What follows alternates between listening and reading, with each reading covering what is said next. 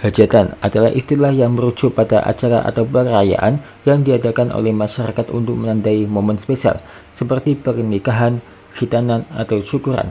Secara etimologis, kata ini berasal dari bahasa Arab hajah yang berarti kebutuhan, dan dalam konteks lokal, hajatan mencakup pemenuhan kebutuhan sosial dan spiritual. Selain itu, hajatan juga melibatkan kebersamaan dan gotong royong warga sekitar, menjadikannya sebagai acara yang penting dalam kehidupan komunitas. Tapi, terjadi mengerikan di Purwakarta, Jawa Barat, yang mana ada preman yang memalak, tapi pemilik hajatan ini justru tewas dikeroyok oleh pemalak. Dan berikut kronologi lengkap kasus pemilik hajatan dibunuh oleh preman di Purwakarta, Jawa Barat.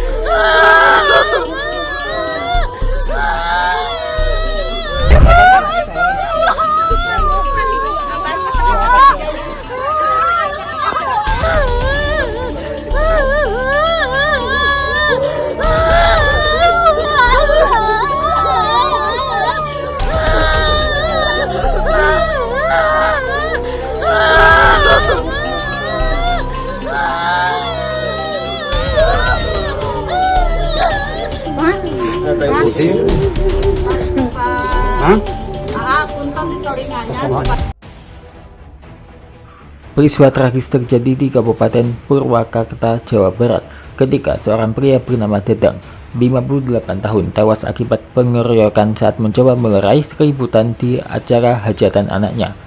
Kasus ini kini memasuki tahap pengungkapan lebih lanjut setelah polisi berhasil menangkap pelaku utama. Dalam konferensi pers, Kapolres Purwakarta AKBP I Dewa Putu Gede Anam Danujaya memaparkan kronologi lengkap kejadian yang berlangsung pada Sabtu 4 April 2026 tersebut. Ia menegaskan bahwa korban awalnya tidak memiliki konflik dengan pelaku dan justru menjadi korban saat berusaha menjaga ketertiban acara keluarga. Insiden bermula ketika sekelompok pria yang dipimpin tersangka YI 36 tahun datang ke lokasi hajatan dalam kondisi mabuk. YI ini adalah Yogi Iskandar. Mereka kemudian meminta uang kepada pihak penyelenggara untuk membeli minuman keras tambahan. Pelaku ini minta uang 500.000 kepada keluarga korban, kata AKBPI Dewa Putu Gede Anem Danujaya dilansir dari Antara. Namun permintaan tersebut hanya dipenuhi sebagian, yakni Rp100.000. Hal ini memicu emosi para pelaku hingga membuat keributan di tengah acara. Melihat situasi yang mulai tidak terkendali, Dadang berinisiatif menghampiri dan berusaha melerai demi menjaga kenyamanan para tamu dan kelancaran acara pernikahan anaknya. Sayangnya, upaya tersebut justru berujung fatal. Korban dikejar hingga ke teras rumahnya dan dikeroyok secara brutal menggunakan potongan bambu sepanjang 35 cm. Peristiwa mengerikan itu terjadi di depan keluarga, termasuk anak korban yang tengah duduk di pelaminan.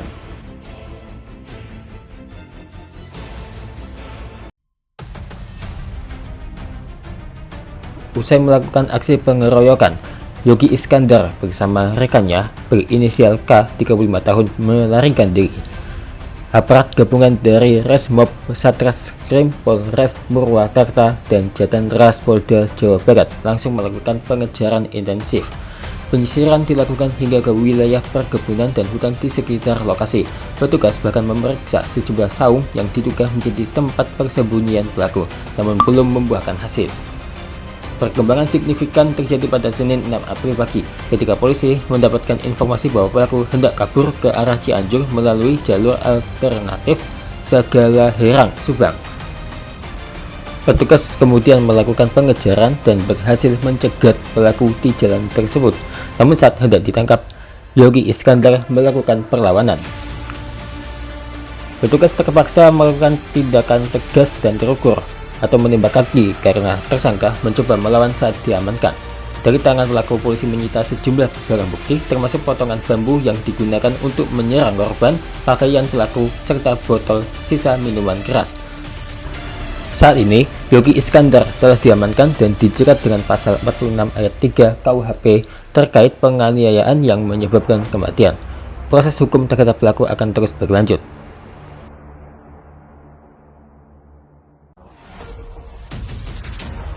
Sosok Yogi Iskandar, 36 tahun, yang dikenal warga di tempat tinggalnya sebagai preman kampung dan pernah mendekam di penjara, kembali berurusan dengan hukum. Yogi, atau biasa dikenal dengan panggilan Boneng ini, ditetapkan sebagai tersangka utama dalam kasus penganiayaan yang menewaskan Dadang, tuan rumah hajatan di Desa Kertamukti, Kecamatan Campaka, Kabupaten Purwakarta. Kapolres Purwakarta AKBP I Dewa Putu Gede Anom Danungjaya mengungkapkan, Yogi merupakan residivis kasus pencurian dengan pemberatan yang pernah dipidana pada tahun 2007 dengan vonis 3 tahun penjara. Dalam kesehariannya, pelaku juga diketahui tidak memiliki pekerjaan tetap. Berdasarkan hasil penyidikan, pelaku bernama Yogi Iskandar ini adalah pelaku utama yang melakukan pemukulan hingga menyebabkan korban meninggal dunia. Diketahui sebelumnya peristiwa tragis itu terjadi pada Sabtu lalu, sekitar pukul 15 WIB. Saat itu korban tengah menggelar pesta pernikahan anaknya. Yogi Iskandar sebagai tamu tak diundang bersama sejumlah rekannya dalam kondisi mabuk di lokasi hajatan. Pelaku meminta uang 500.000 kepada tuan rumah untuk membeli minuman keras. Permintaan tersebut sempat ditanggapi dengan pemberian 100.000, namun ditolak oleh pelaku karena dianggap kurang.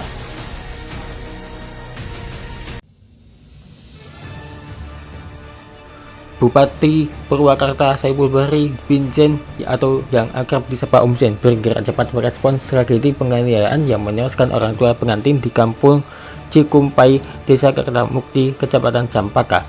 Sebagai langkah tegas, Pemkab Purwakarta menerbitkan surat edaran nomor 100.12/613/PEM/2026 tentang pemberitahuan izin penyelenggaraan kegiatan keramaian umum dan kegiatan masyarakat lainnya pada Senin. Kebijakan ini lahir sebagai upaya menjaga keamanan dan ketertiban masyarakat, khususnya dalam pelaksanaan kegiatan yang melibatkan keramaian seperti hiburan hajatan, pentas musik, hingga pertunjukan sejenis. Dalam SI tersebut, pemerintah menegaskan peran camat hingga kepala desa untuk memperketat pengawasan dan perizinan. Penyelenggara kegiatan diwajibkan memenuhi sejumlah persyaratan ketat, mulai dari rekomendasi resmi pemerintah setempat hingga jaminan keamanan selama acara berlangsung. Tak hanya itu, penyelenggara juga wajib melibatkan RT, RW, desa, dan kecamatan, serta memastikan tidak ada peredaran minuman keras, narkotika, maupun zat adiktif lainnya di lokasi kegiatan. Jika syarat keamanan tidak terpenuhi, izin keramaian dipastikan tidak akan diterbitkan. Pembatasan waktu juga menjadi perhatian utama. Dalam aturan tersebut, kegiatan keramaian maksimal hanya diperbolehkan hingga pukul 17. Jika terjadi pelanggaran seperti keributan atau peredaran miras dan narkotika, kegiatan wajib dihentikan seketika dan dilaporkan ke pihak berwajib. Di tengah langkah tegas tersebut, bin Zain juga menunjukkan empati dengan mendatangi langsung rumah duka. Ia bertemu dengan istri, anak, serta mantu korban untuk memberikan dukungan moral. Saya sangat memahami bahwa peristiwa ini sangat menyedihkan dan memilukan untuk kita semua. Bagi kita, pemerintah Kabupaten Purwakarta turut berduka cita yang sedalam-dalamnya, ujar bin Zain kepada tribunjabar.id Selasa 7 April. Ia pun menguatkan keluarga korban agar tetap tabah dan mampu bangkit dari duka, seraya menekankan pentingnya dukungan keluarga dan lingkungan sekitar. Terkait kasus hukum, bin Zain memastikan penanganan sepenuhnya diserahkan kepada Polres Purwakarta. Ia menyebut pelaku telah ditangkap dan ditetapkan sebagai tersangka. Kita percayakan sepenuhnya kepada pihak kepolisian agar diproses sesuai hukum yang berlaku, ucapnya. Lebih jauh, Pemkab Purwakarta menegaskan komitmennya untuk memberantas aksi premanisme dan menciptakan rasa aman di tengah masyarakat.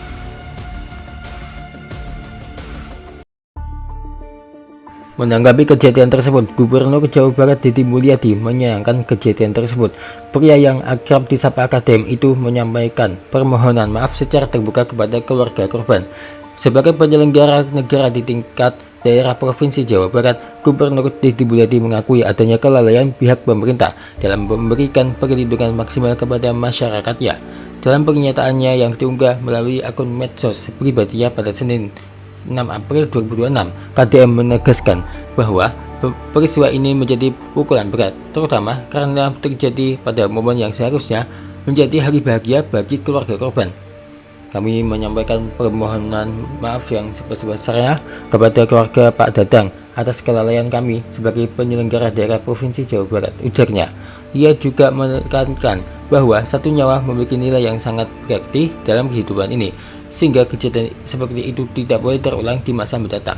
Berdasarkan informasi awal, sekelompok pemuda diduga melakukan upaya pemalakan di sekitar lokasi hajatan. Aksi tersebut memicu ketegangan antara pelaku dan warga.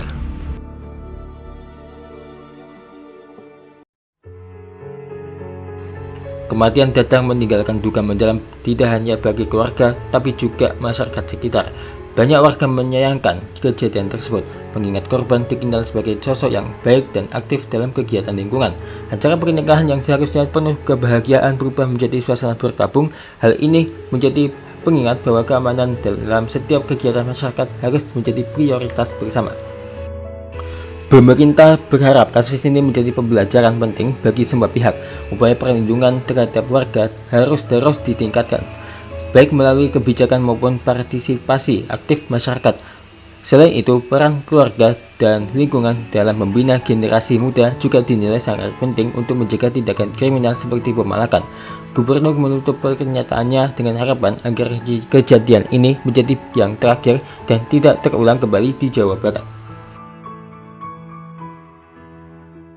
Saja.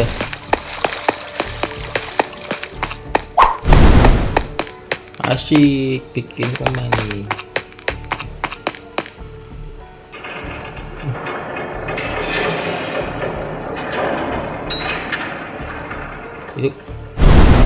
Itu. Terima kasih ya telah menonton. Saksikan terus Showki Official setiap harinya ya.